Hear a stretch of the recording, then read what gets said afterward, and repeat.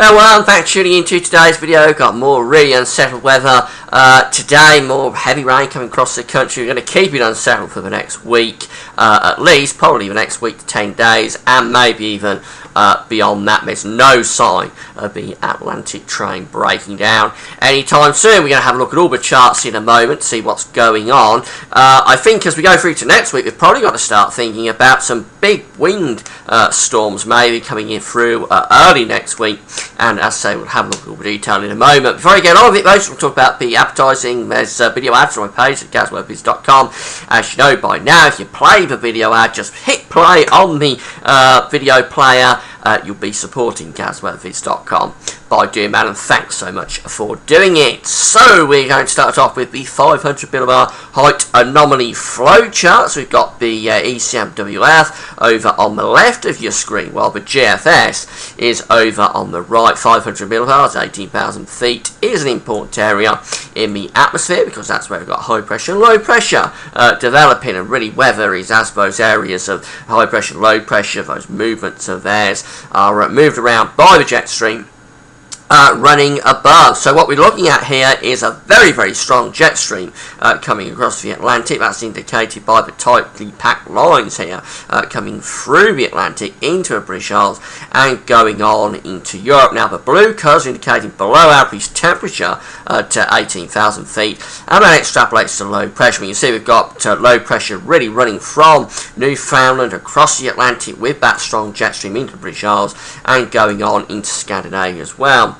We've got high pressure indicated by the orange colours sitting to the south of the country, above average heights, above average temperature around the mid and tropical Atlantic, and again going through into southeastern and central parts of Europe. So if ever there was a chart that really summed up a westerly, zonal, sort of very unsettled type scenario, it's that, because the jet stream is very strong. It's bringing all of these areas of low pressure, this great big trough of low pressure in the northern Atlantic, it's bringing it our way, and with the high pressure sitting to the south and southeast, the air is kind of warm with this moving up from the tropical Atlantic. Although on the northern side of these low pressure systems there is cold air being fed in from the Arctic, where it's rapidly turning colder, but that's just helping to fuel the low pressure, really, the contrast between the warm air coming up from the tropics and cold air coming into the low pressure from the Arctic just sort of fuels the low pressure and the jet stream.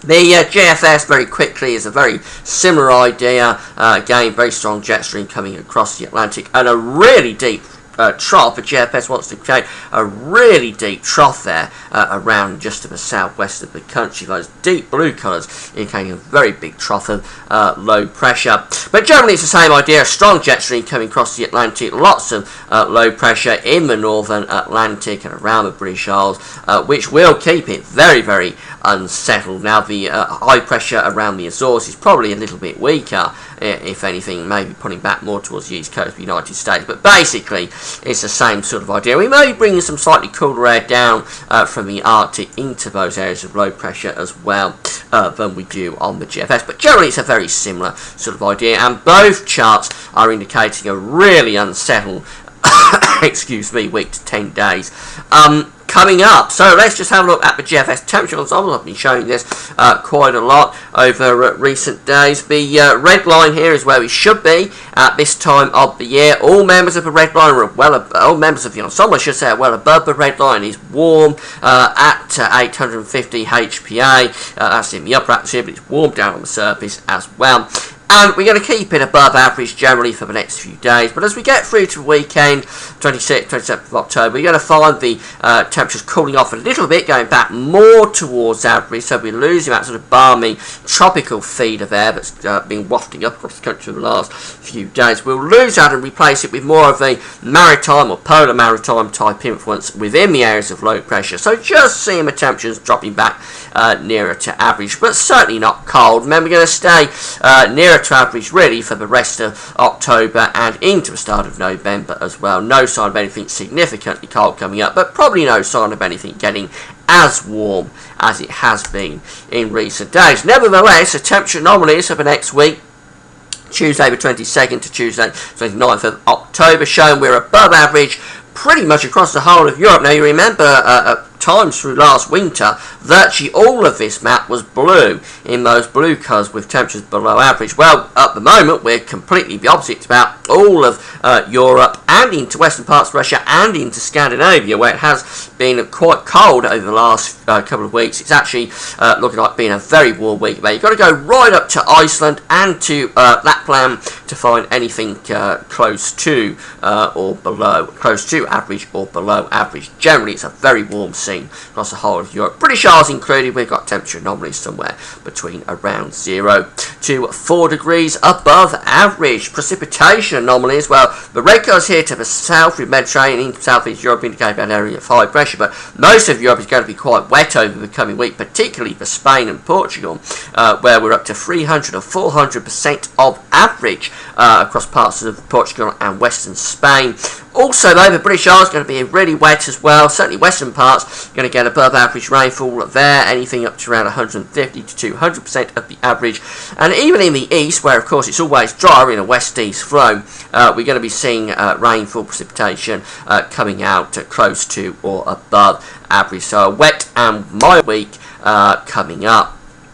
Now, the generic charts, this is how we're going to be starting Saturday with low pressure firmly in control, with backing the winds more round towards the west, though, remember, rather than the southwest. So we're getting more of an influence from the northern part of the Atlantic as opposed to the tropical Atlantic. So the temperatures will be a little bit lower over the weekend, closer to average, really, not cold, but a little bit cooler than the tropical balmy feel that we've had over recent weeks. Keep an eye on this area of low pressure on Sunday out in the mid-Atlantic. We've got a very, very strong jet stream. There is the jet stream for Sunday. Those pink colours indicating a very intense jet, and that jet is going to bring that low pressure in on Monday, if this is right, as a very intense storm system, 965 millibars. That's a really intense windstorm sweeping in across the country on Monday. Gale force winds associated with that, severe gales, no doubt, running up the channel, and very torrential rain as well. But GEM, the Canadian model, has been indicating the potential for a very significant windstorm during the last few days of October for several days now,